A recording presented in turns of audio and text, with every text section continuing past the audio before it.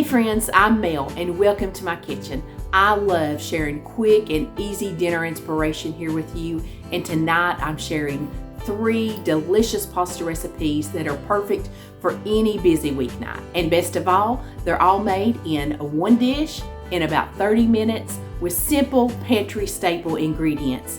But they are so full of flavor, you won't believe how easy they are to make. Today we're going to make a creamy spinach baked ravioli. I don't know about you guys, but I'm loving the garlic and the cream sauces anymore.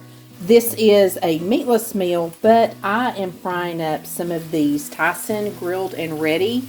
These are pre-cooked, frozen chicken breast strips, but I know that Patrick is going to want some meat in it. Quite honestly, I really like chicken in a white sauce too. This is just a quick, easy way to do this for lunch. This chicken that I'm using here, I mentioned it's fully cooked, but this particular bag is not seasoned. So we're going to throw some seasonings on it here. As this is cooking up here, I do like to cut down any big pieces just into little smaller bite-sized morsels. We're going to season this chicken up just a little bit. I'm going to put in some black pepper, a little bit of salt, and I'm going to sprinkle in just a little Italian seasoning. You can buy these Tyson frozen chicken products already seasoned. I have one out in the freezer. It's a blackened seasoning. It's really good. And I don't know if I mentioned, I've just got a little bit of butter and oil in here that I am sauteing this up in. Getting a little brownness on it. I like that. These are just handy little helpers, and I love finding really good convenience foods that are quick and easy, taste good, fairly inexpensive, and just using them in combination with regular homemade recipes. Just a quick little shortcut. Now that this looks really pretty and brown, I know it's heated thoroughly, just going to remove it to a little plate and set it aside. Leaving all of my good bits off my chicken in here, just going to add a little bit more oil to heat up. What the hey, just a smidge butter. And I had about forgotten about my onion. I had to chop that up real quick. We're just going to soften that up here for a couple minutes.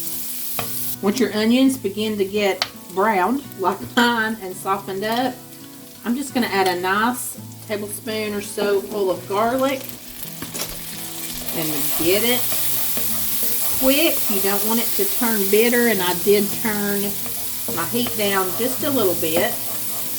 Then I'm going to put in about 7 ounces of baby spinach. You could definitely use frozen here. You just want to make sure that you thaw it out and get as much water squeezed out of it as you can.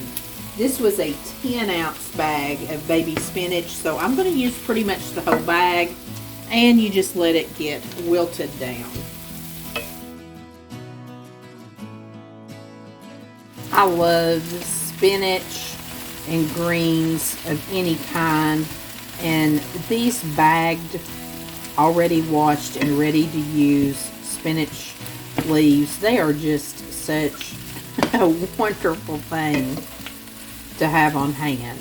It's great just to make a salad out of it, but it's wonderful to toss into any kind of recipe like this, soups.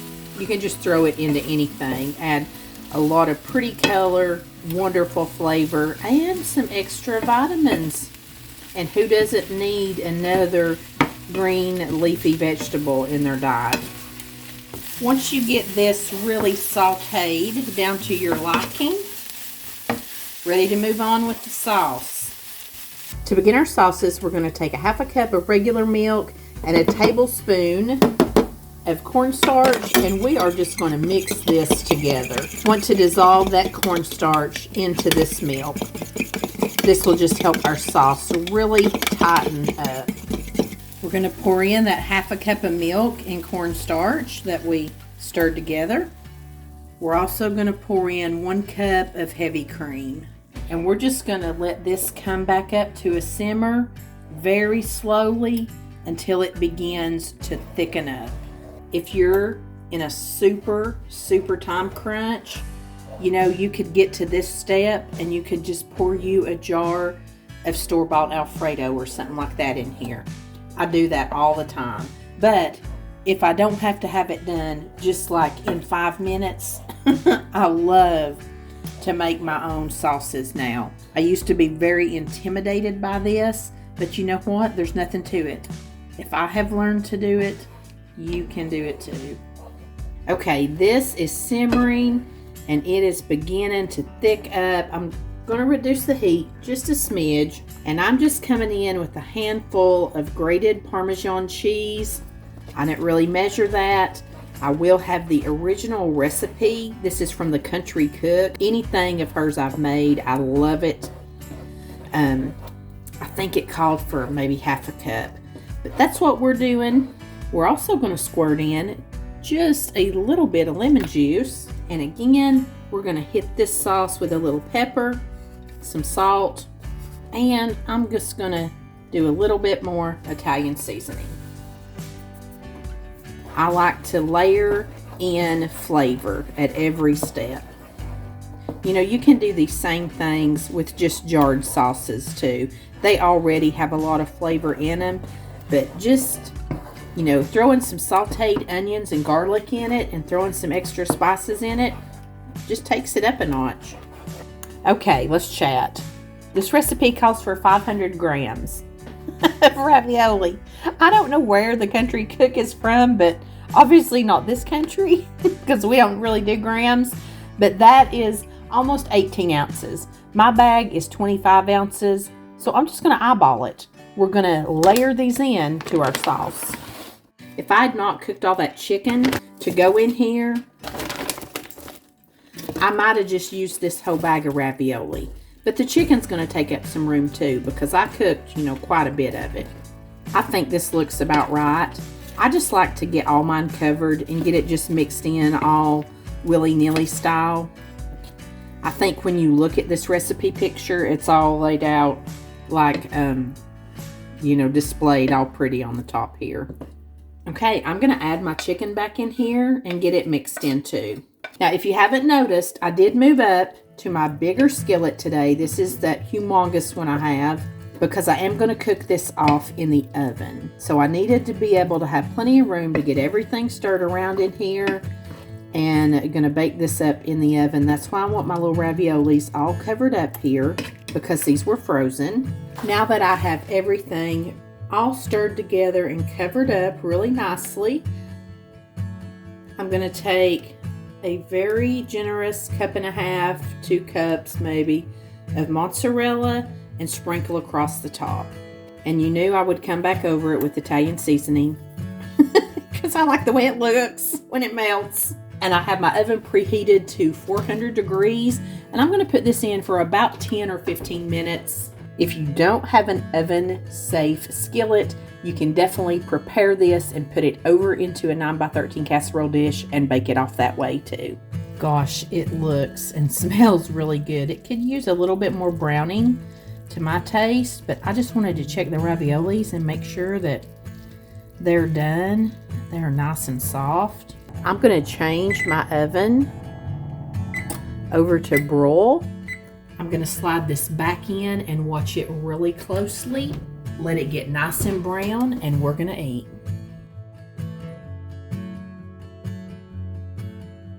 Friends, this one is so delicious, so creamy and gooey, and the spinach is just perfect in this. All the flavors are wonderful, and look at that brown toasted top. That makes this one out of this world for me. You can definitely go meatless with this, but we really do enjoy the chicken in it. I think you're gonna love it. It is so easy, so quick, but full of flavor. Tonight I've got a pound of ground beef browning up with some onion in it, and we are going to make a ground beef tortellini skillet dish. You could definitely make this and assemble it in a casserole dish, but I'm going to show you how I'm putting it together tonight. Got my ground beef pretty well. Looks like it's all the way cooked through. My onions are nice and soft. So now I'm just going to take a pretty good little spoonful of garlic. Saute that in just a little bit. I don't want to scorch anymore like I did the other day. That smells good. Let's also take us some salt, a little bit of pepper, and let's get some Italian seasoning, about that much. I like to wait to season my meat until after I've drained the grease off of it. One of you guys mentioned that one time, that if you season it and then you drain all the grease off, that you lose a lot of flavor. And I thought, you know, that makes a whole lot of sense. I also like to throw a little bit of meat out of the side of my skillet. Now I'm going to take an 8-ounce block of cream cheese. This happens to be the low-fat kind, and this just softens up and gets melted and mixed in really a whole lot quicker than regular cream cheese. I don't know why, but it does. Now that I have this well on its way to melting down, I'm going to add in a 24-ounce jar of pasta sauce. And I'm using this ragu that I got on sale. I always just put a little bit of sugar in when I'm doing a real tomatoey sauce like this. Let's get all this incorporated. And I mentioned I'm going to cook mine in this skillet and make it a 1-skillet meal. I will definitely leave you the original recipe linked down below, and you can follow it and bake it in the oven. I do actually have my oven preheated to broil because I may want to put this under the broiler for a minute in the skillet to brown up. Got a 19-ounce bag of cheese tortellini I'm going to add to this skillet. Wow, that's a close one. Should have used my bigger skillet. We're going to be all right though. Very carefully going to get this mixed in. And I might as well go ahead and put this cup of mozzarella cheese and just mix it in as I do this tortellini. This is the scariest dish of my life right now. I am so close to the edge. I just really hate to handle that great big skillet. If you've been here before, you know this. If not, I'll just let you in on a secret. I love a 1-skillet dish. Number one, it's 1 skillet. Less mess to clean up. And they are all so quick and easy. They're all like 30-minute meals, if that. Some of them you can get done in 20. And I forgot, normally I would put some more Italian seasoning in this when I was like stirring it about. But I think I'm just going to sprinkle some right here. I don't know if I want to take a chance on stirring this up anymore. We'll try to get it down in there. Oh yeah, we can do that. I don't know if I mentioned that my tortellini was the frozen kind, but it was. So once I see that it's starting to like heat up thoroughly and come back up to temperature in there, I'm going to put my lid on here and I'm just going to let it simmer about 5 minutes at the most. This tortellini will cook up very quickly. I think you can see it cooking down in there. I'm going to take this lid off. And that thing, it is really full. Like I said, there's no way in this world that I'm going to put my cheese on the top and try to put this in the oven. So I'm just going to top it and let it melt here in the skillet. Tortellini is nice and soft and done. We'll finish off the outer rim with a little mozzarella. And let's give it a sprinkle of Italian on top. Put that lid back on just for a minute and let that cheese melt. This might not look like a easy clean up, no mess meal by the looks of my stove, but really it's all contained right there. This dish was very good. It was super rich. This was Maddie's favorite of all the 3 new ones that we tried. I do wish I had a bigger skillet so I could put this one in the oven and get it browned up and let that sauce thicken just a little bit more. Even without browning up, it was still really delicious, even better the second day. Now I'm going to share with you my favorite new pasta dish. This is a Marry Me chicken tortellini skillet bake. This one is so good. First thing we're going to do is season up a half a cup of flour. I'm going to put in half a teaspoon of pepper, half a teaspoon of salt, half a teaspoon of paprika, and half a teaspoon of garlic powder. I took 4 thin sliced chicken breasts, cut them into little bitty chunks, seasoned them up with some salt, pepper, and garlic powder. Just going to toss our chicken around in this. You can also do this in a bowl with a lid on it or a big old Ziploc baggie. I was just trying to make it a little easier for you to be able to see it. Now we're going to take about 2 tablespoons of butter and about 2 tablespoons of olive oil. Once our skillet's good and hot, I'm going to take a slotted spoon and I'm just going to take our chicken and kind of get all of the extra flour off of it. Put it down in here to fry up. This is going to cook up pretty quick. Get them all turned over here. About 4 or 5 minutes on each side. My skillet's a little full, so I will be sure and check and make sure that my temperature is 165 degrees internally.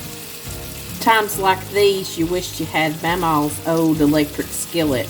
Wouldn't this cook up great in an electric skillet? I had one when we first got married, and you know, I didn't appreciate it, and I didn't use it like I should have. I think I told y'all this before. I really didn't do a lot of cooking when I first got married.